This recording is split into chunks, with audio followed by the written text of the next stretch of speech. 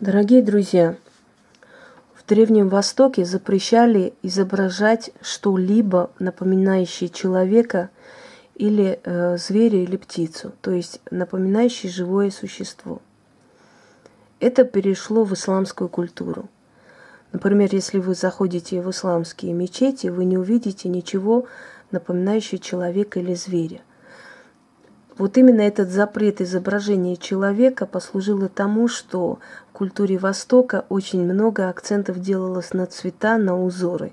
Именно поэтому столько развито вот это узорчатое мастерство, потому что изображать человека было нельзя, и художники и мастера все свое творчество, все свое рвение, энергию отдавали вот этим узорам, цветам,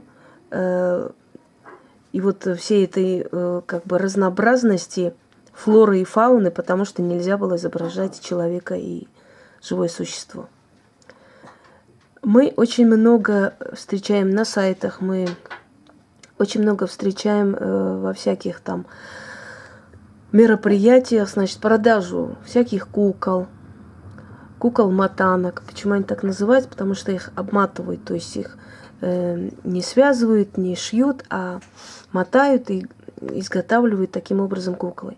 Очень много агитируется вот изготавливать эти куклы дома, покупать эти куклы, ставить. Они все это обереги, они вызывают благополучие в семью, защищают и прочее, прочее. Это все рекламный ход для того, чтобы вы покупали эти куклы. Или чтобы вы изготавливали это под видом тех же великих сакральных знаний, что вот никто не знает, а я вам говорю, что куклы такие всемогущие, поэтому изготавливайте, я буду вас учить этой технологии. А вы в курсе того, что куклы держать дома, вот такие куклы смертельно опасны? Я вам сейчас объясню, почему. И почему в культуре Востока, скажем, до недавнего времени, сейчас уже, естественно, есть куклы, запрещалось вообще изготовление и содержание дома всего, что напоминало человека или животное. Потому что считалось, что демонам нужно куда-то поселиться. Им нужны похожие изображения человека или животного. Вам никогда в голову не приходит, почему изготавливается вольт, почему выселяется дух или сущность, она выселяется в восковую фигуру, либо фигуру шьютую в куклу. Почему мы ставим истуканы, почему мы ставим статуи, алтарные статуэтки с работами, с духами потусторонних сфер, потому что демонам или силам, или божествам для того, чтобы связаться с нами, намного легче как бы взять предмет-посредник, через который они с нами будут общаться. И для нашей психики, для нашего мировоззрения, для нашего подсознания легче всего представить и изобразить божество, похожее на нас самих, на человека. Да? Скажем, может быть, божества именно так и не выглядят, потому что у них много обликов, они могут перевоплощаться. Но нам намного легче связаться, представив его в определенные вот в изображении человека. Точно так же куклы, которые находятся дома у людей со слабой психикой, у людей со слабым здоровьем, эти куклы высасывают и забирают силы. Те куклы, которые продаются, они... надоели уже эти звонки.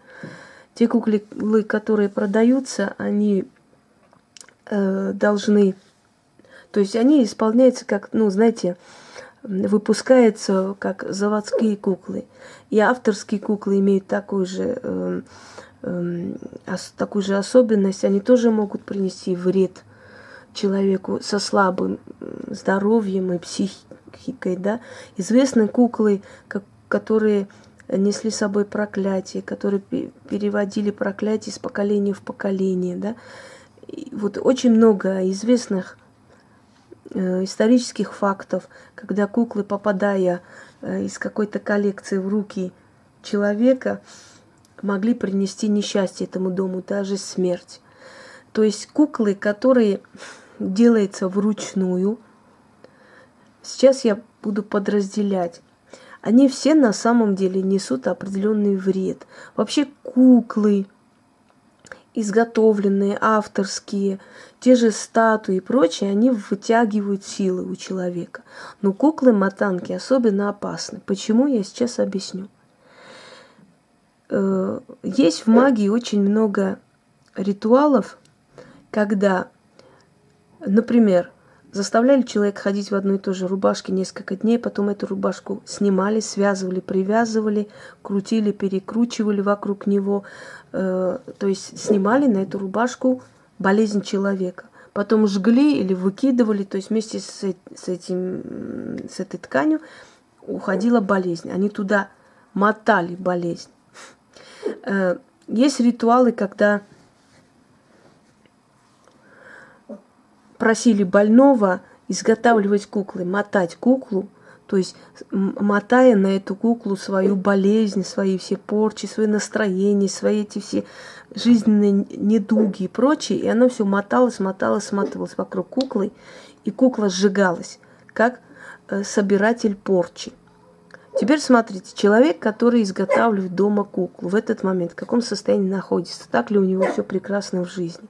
Он мотает, перематывает эту куклу, он связывает эту куклу, то есть он мотает вместе с этой куклой свою эту отрицательную энергетику. Вот он перемотал, изготовил эту куклу и посадил у себя дома и считает, что эта кукла сейчас будет ее оберегать.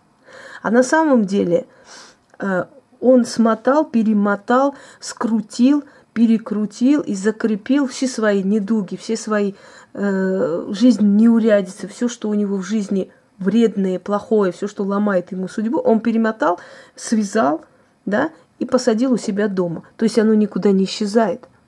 Вот это все связанное зло теперь в этой кукле сидит и вытягивает жизненные жилы и силы у людей.